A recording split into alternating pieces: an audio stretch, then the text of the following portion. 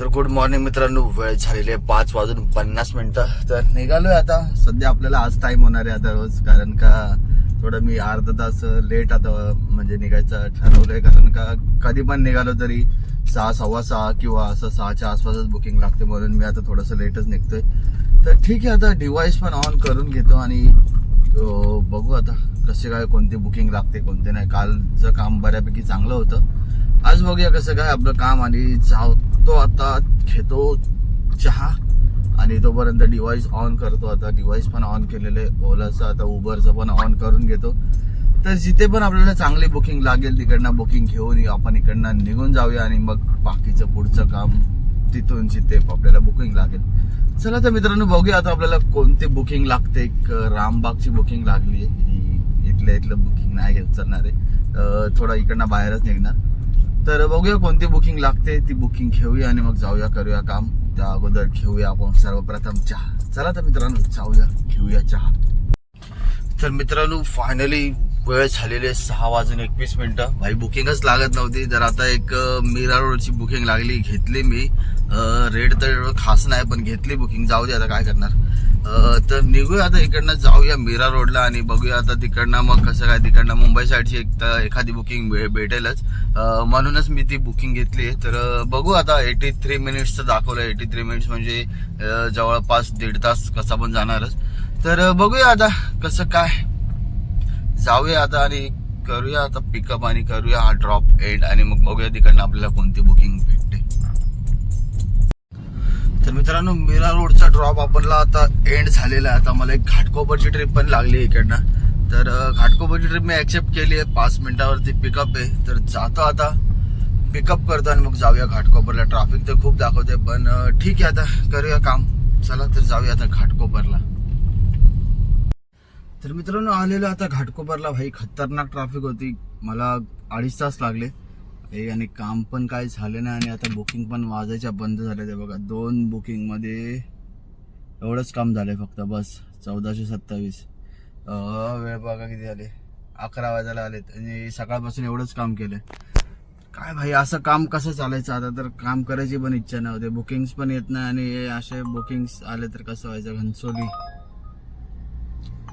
घनसोली जाऊन करणार काय, पण तिकडनं बुकिंग नाही वाजणार.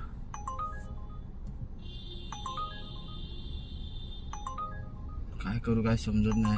फेअर पण एकदम पाकावे, 350 रुपयाचा फेअर होता आणि तिकडनं पण बुकिंग नाही वाजणार, म्हणून मी नाही ऍक्सेप्ट केली ती ट्रिप.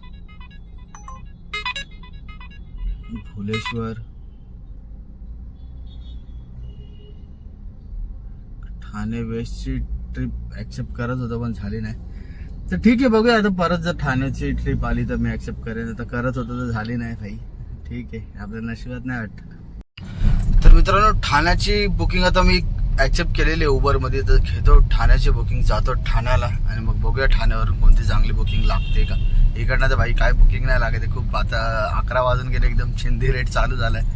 तर बघूया आता, जाऊया ठाण्याला. तो पण रेट काय एवढा खास नाही, पण ठाण्याला जायचं होतं म्हणून घेतली मी ती ट्रिप.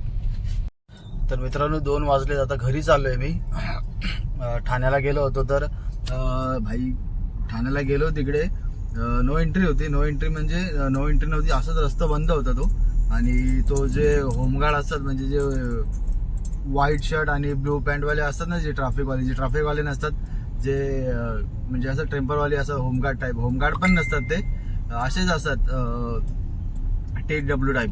तर त्यांनी मला सांगितलं की इकडनं जा. मी विचारलं त्याला इकडनं जाऊ का, तर तो बोलला हा इकडनं जा. आणि पुढे गेलो तर ट्रॅफिकवाल्याने गाडी पकडली आणि फाईन मारायला लागला. तर मी बोललो तिकडे तुमचा माणूस उभा ठेवला, तो तर बोलला जा.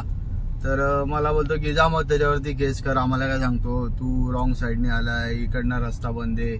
तर असं खूप हे करायला लागला. तर मग दुसरा एक होता, तो थोडा म्हणजे होता बऱ्यापैकी, म्हणजे बोलला तो, हा भाई ऐकत नाही, बोलतो 5,000 फाईन मारेल मी, लायसन्स जमा करेल, असं तसं. मी बोललो अरे तुमचा माणूस उभा आहे ना तिकडे, तो बोलला जा. तर बोलतो नाही मग जा, तू जा. बोलतो तो बोलला ना जा. बोलतो एक काम कर, कोर्टात ये, कोर्टात त्याच्यावरती तू केस कर. मी बोलला अरे मला काय करायचं केस बीस करून.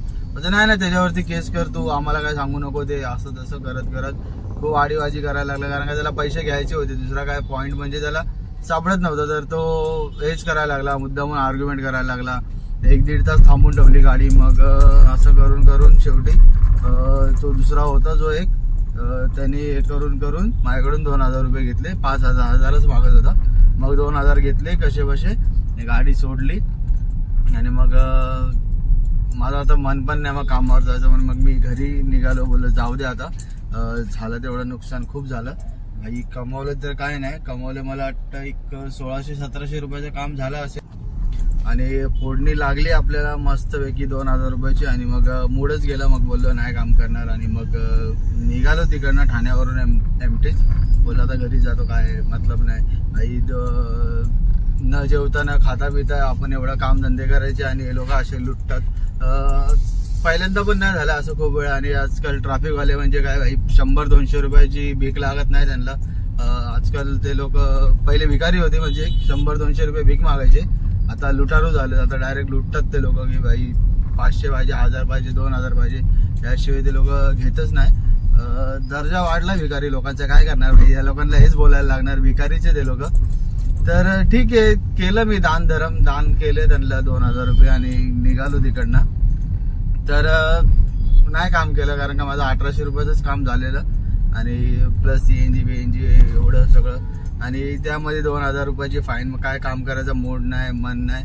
तर मग आलो मी, निघालो तिकडनं. एमटीच काढली गाडी. ट्रिप पण नाही बघितली की कोणती लागते का काय. बोललं जातो घरी आणि आरामच करतो. जे झालं ते झालं. दिवस आजचा खराब होता, उद्याच काम करेन आता जे पण काय असेल ते.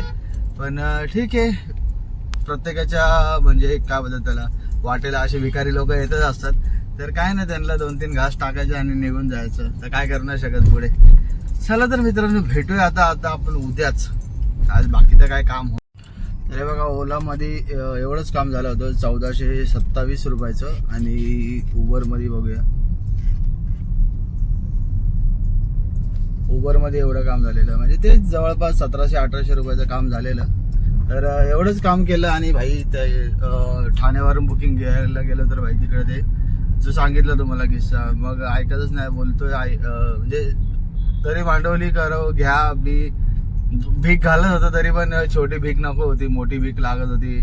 प्लस बोलत होता की लायसन्स जमा करेन मी, नाहीतर 3 महिन्यासाठी लायसन्स जमा होईल, सस्पेंड होईल, हे होईल ते होईल.